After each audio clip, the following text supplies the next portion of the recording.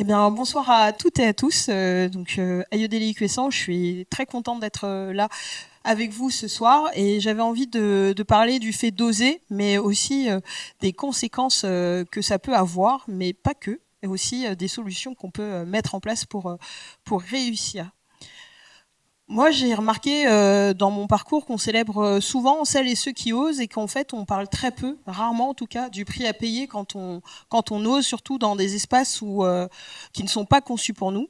Et moi, pendant très longtemps, j'ai pas eu l'impression d'oser. J'ai eu plutôt l'impression de ne pas faire preuve d'audace en fait dans ma vie. Et j'ai essayé de me souvenir quand est-ce que ça a commencé. Et je suis repartie un peu dans mon enfance. Petite, moi je voulais simplement faire ce qui me plaisait, c'est-à-dire que je voulais surtout pas que l'on puisse me projeter dans un rôle de petite fille modèle, d'aînée responsable, de petite fille qui était destinée à faire des tâches ménagères. Voilà, je voulais vraiment faire ce qui me plaisait et pouvoir m'épanouir en découvrant d'autres univers. Je voulais, moi, ce que j'adorais faire enfant, c'était faire plein d'activités. Lire, jouer aux échecs, chanter, participer à l'atelier des contes, faire du sport aussi. Et je voulais absolument pas faire d'athlétisme parce que je l'ai pas précisé, mais je suis une athlète. Parce que ma mère faisait de l'athlétisme quand elle était plus jeune et je voulais absolument pas être comparée à elle. Donc je voulais faire un peu ce qui me plaisait. Et est-ce que c'était déjà de l'audace ou de la résistance? Je ne sais pas trop. Mais c'était important pour moi en tout cas d'être voilà de ne pas rentrer dans un rôle qui ne me correspondait pas.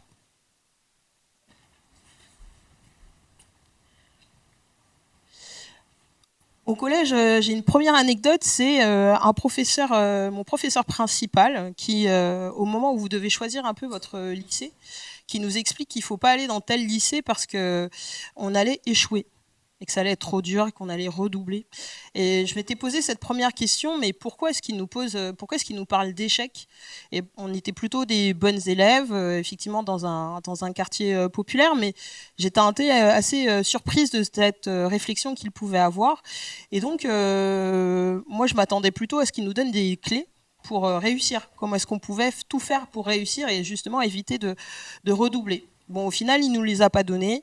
Euh, on est quand même allé dans ce lycée.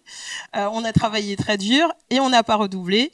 Et pareil, est-ce que c'était de l'audace à ce moment-là? Je ne sais pas, mais en tout cas, je pense que à ce moment-là, j'avais déjà cette réflexion de me dire qu'il y a des personnes qu'on accompagne plus facilement dans un chemin et puis d'autres à qui on explique qu'il faut surtout pas aller dans un endroit. Le sport, à l'origine, c'est pas un plan de carrière pour moi, parce que du coup, vous allez voir quand même que ça a pris quand même une place très très importante. C'était plutôt un espace de respiration. On a parlé tout à l'heure, les filles, on les encourage quand même un peu moins à faire du sport que les garçons. Moi, ce que j'aimais dans le sport, c'était de passer du temps avec mes collègues plus jeunes, voyager, me découvrir autrement, mais certainement pas imaginer que j'allais en faire peut-être une partie, un métier. Et puis, comme beaucoup de jeunes filles qui ont fait du sport de haut niveau, il y a une pression qui est encore plus importante sur le fait de réussir dans les études. Donc moi, j'avais aussi cette contrainte de tu peux faire du sport tant que tu veux, mais par contre, il faut que tu aies des bonnes notes. Alors du coup, comment est-ce que ça fonctionnait? Eh ben, il a fallu du coup cumuler à la fois les études, le sport, le travail. Donc du coup, collège, lycée, université, école de commerce, tout ça sans aménagement scolaire. Et je ne comptais pas mes heures parce que je savais que je faisais un sport précaire, que mes parents avaient un emploi précaire et qu'ils espéraient aussi autre chose pour moi et puis pour mes frères et sœurs aussi. Est-ce que c'était de l'audace? Est-ce que j'avais d'autres choix? Pour moi, j'en avais pas. Et donc c'est ainsi que j'ai mené, on va dire, ce double projet, triple projet, autant que j'ai pu.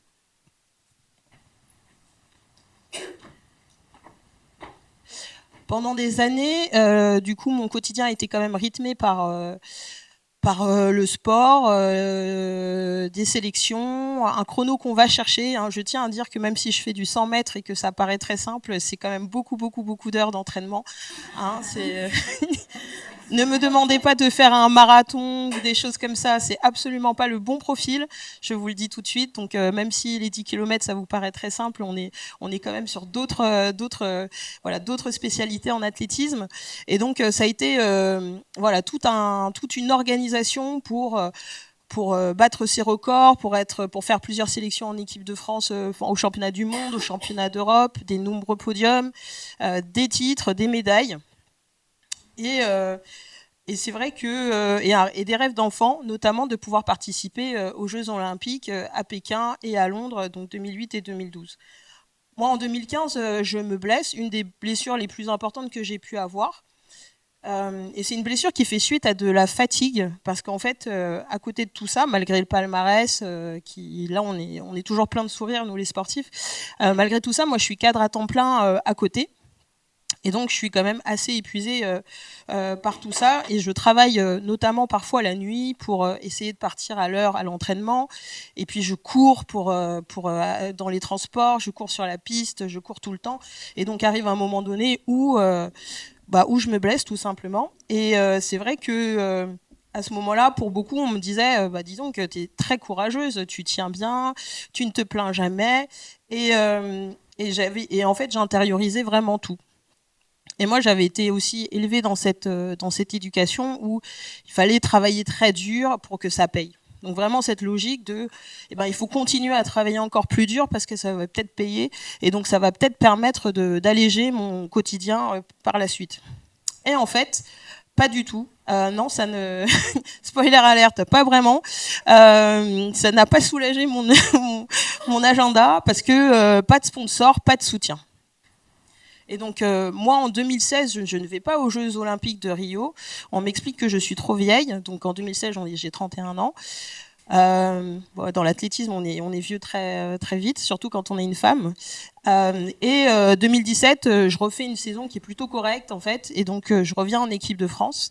Et ce qui va se passer, c'est que à ce moment-là, la fédération va décider de mettre en place un espèce de dispositif pour les relayeurs pour les aider financièrement. Et moi, la fédération m'explique que, non, je ne pourrais pas y avoir le droit parce que je travaille. Donc vous voyez un peu l'ironie du truc. Je travaille, donc en fait, j'ai pas besoin d'aide, mais en même temps, je travaille pour payer mes factures. Enfin bon, bref, c'est un peu compliqué. Et donc, cette fois-ci, je me dis que je vais pas laisser passer. Je me dis que je vais aller me battre pour obtenir ce que je mérite, c'est-à-dire obtenir aussi cette aide parce que j'étais dans ce collectif. Et donc je vais un peu comme au tribunal avec mon club défendre ma paroisse et faire en sorte que la fédération change d'avis.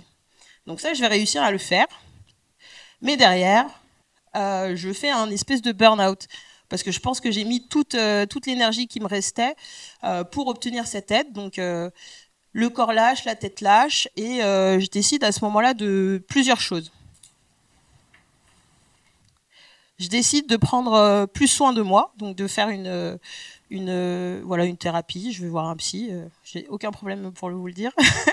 Donc je me fais accompagner et je commence aussi à raconter l'envers du décor. Parce que tout à l'heure, on parlait de la super-héroïne ou du super-héros sportif qui va très bien. J'ai 24 heures aussi dans mes journées, donc je m'organise. Et donc des fois je dors, voilà, je me repose. Donc je raconte l'envers du décor, je prends de la parole pour raconter ce que vivent un bon nombre d'athlètes, à savoir tout ce qui est la précarité. Je m'engage, je continue à faire des actions localement auprès des enfants, auprès des associations.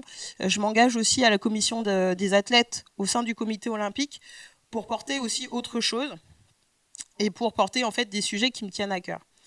Mais j'avais toujours cette question. C'est la question de la légitimité. C'est un peu une question qu'on se pose toujours, de savoir est-ce que je suis légitime. Ah ouais, il faut que j'accélère beaucoup. Pardon, je suis partie dans plein de détails. Alors j'accélère. Donc voilà, je me pose la question de la légitimité et en travaillant sur moi, en fait, je me rends compte que en fait le problème il vient pas de moi en fait, il vient du fait que je me heurtais à un plafond de verre social et structurel. Et ce plafond-là, il m'avait été assigné à cause de mes origines et de ma classe sociale, qu'il fallait faire 1000 fois plus pour être peut-être considérée comme reconnue, compétente, qu'il fallait surveiller chaque mot, chaque geste, chaque regard pour qu'il ne soit pas mal interprété, et que le problème, c'était le problème le problème du système. Et puis surtout, je comprends à ce moment-là qu'il faut être dans les instances de décision pour aussi faire bouger les lignes. Alors, je fais très très vite.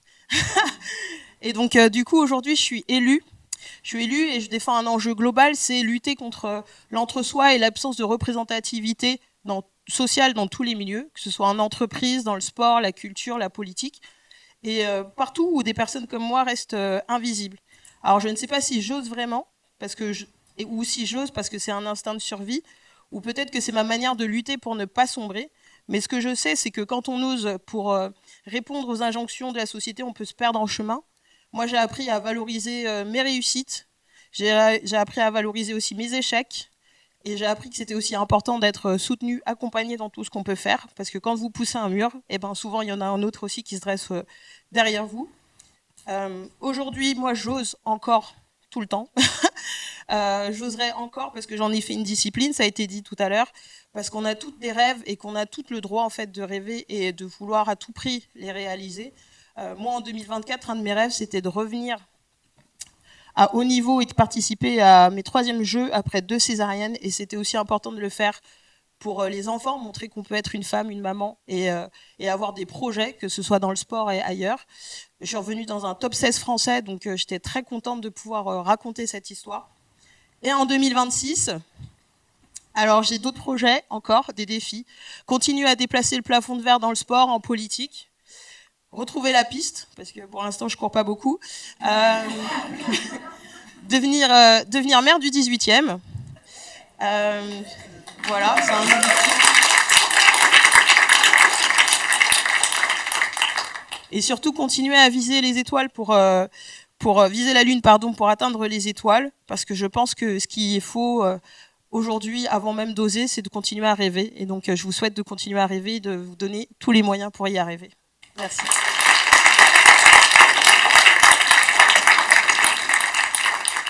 Merci beaucoup. J'espère qu'il y a des gens du 18e ici qui, du coup, sont convaincus et vont convaincre d'autres.